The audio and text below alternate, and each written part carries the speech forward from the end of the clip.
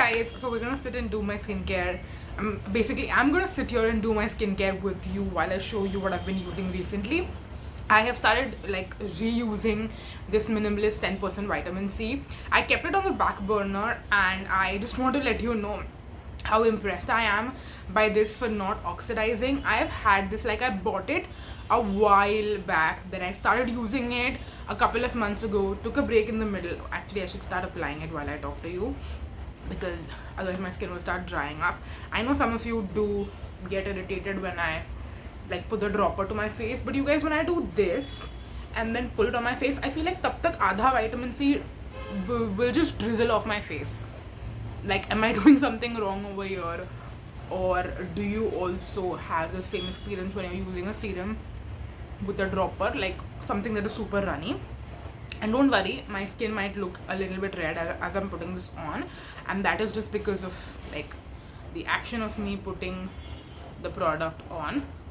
But yeah, basically I was telling you how impressed I am with this vitamin C serum because it does not oxidize. I mean, the color is definitely not clear anymore, I get that, but it's not like completely oxidized. Like, you know, when a vitamin C has gone bad and then you can't use it anymore, like this has definitely not gone bad.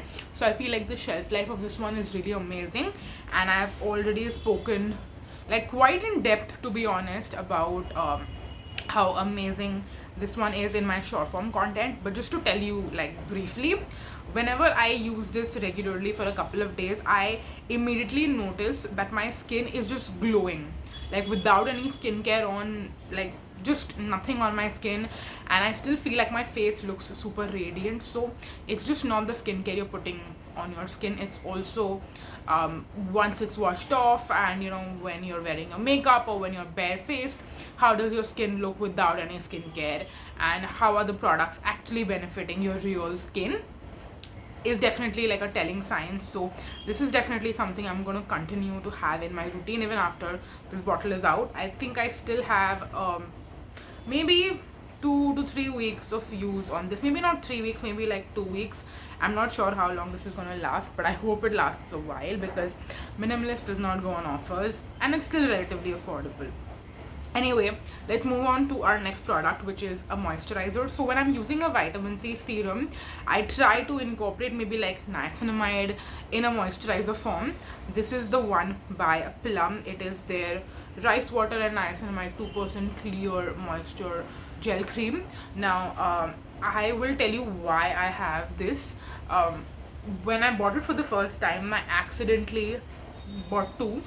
So I have already used one of this up, and I think it's a really nice moisturizer. The only thing I don't like about it is it's like literally like a watery gel cream.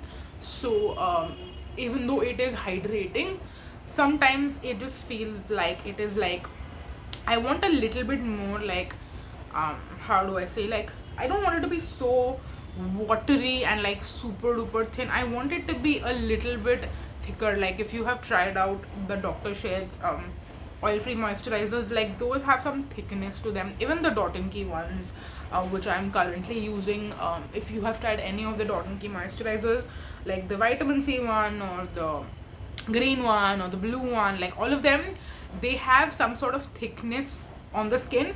This is like super duper thin, and if you like that, then you would like this. I just feel like if you're making such a thin gel moisturizer, it should not be in a tub packaging.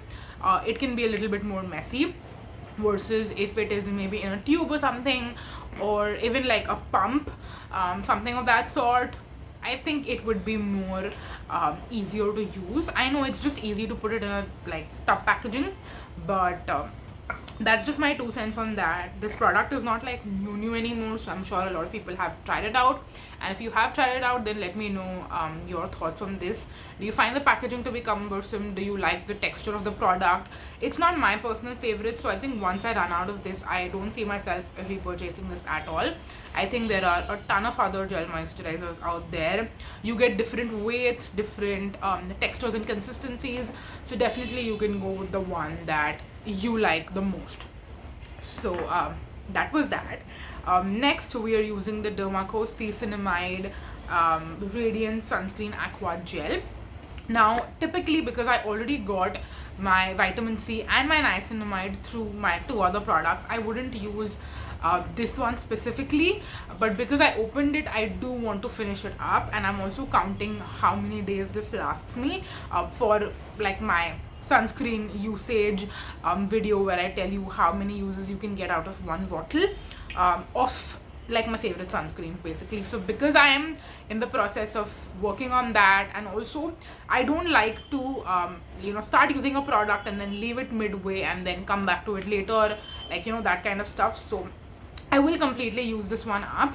But yeah, if you are getting your vitamin C and your niacinamide in the other products, like in your serum and your moisturizer, I don't think you need to have it in your sunscreen too. I don't think having it in multiple, oh my god, this has never happened, but I literally dropped this sunscreen on myself and on the floor. So I think we should get to putting this on. So what I do is I just mix it up, and then I apply like half on the left side of my face and half on the right side of my face. So yeah, I don't think you need to have vitamin C in all the steps of your routine, or niacinamide in all the steps of your routine, or even like multiple. Like if I did not have my vitamin C moisturizer, I wouldn't mind the sunscreen.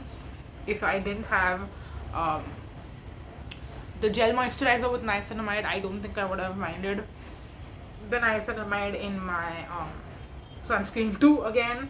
And it's not like too much is bad, or it's harmful for the skin, or like nothing of that sort. I mean, I've been using these products for a while and they are working perfectly. My skin is not sensitive, the products are layering very well together, so in that sense I have no complaints. But if you asked me to curate a routine, I would probably put the normal hyaluronic acid gel sunscreen, or I would put the Aqualogica Detan sunscreen instead of this one. So probably once I run out of the C-Cinamide Radiance, I do have backups, but for now I'll give it a rest and I'll add one of those two in, and I'll come back to this later, maybe once I use up the vitamin C, or once I use up this that kind of thing basically. So I hope this made sense.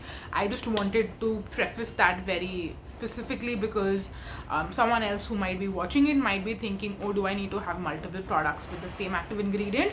And the answer is no, you don't. So yes, that was it. I've completed my skincare routine, and I hope that you enjoyed watching this new episode of Shopping My Skincare Stash, where I show you all the products that I've been using. If you feel that these videos are getting quite frequent, well, it's because depending on how I run out of my products, I do switch up my routine.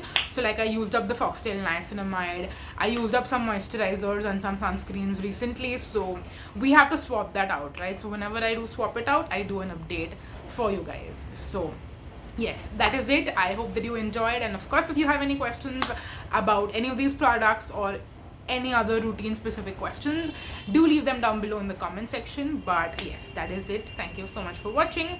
Until next time, bye bye.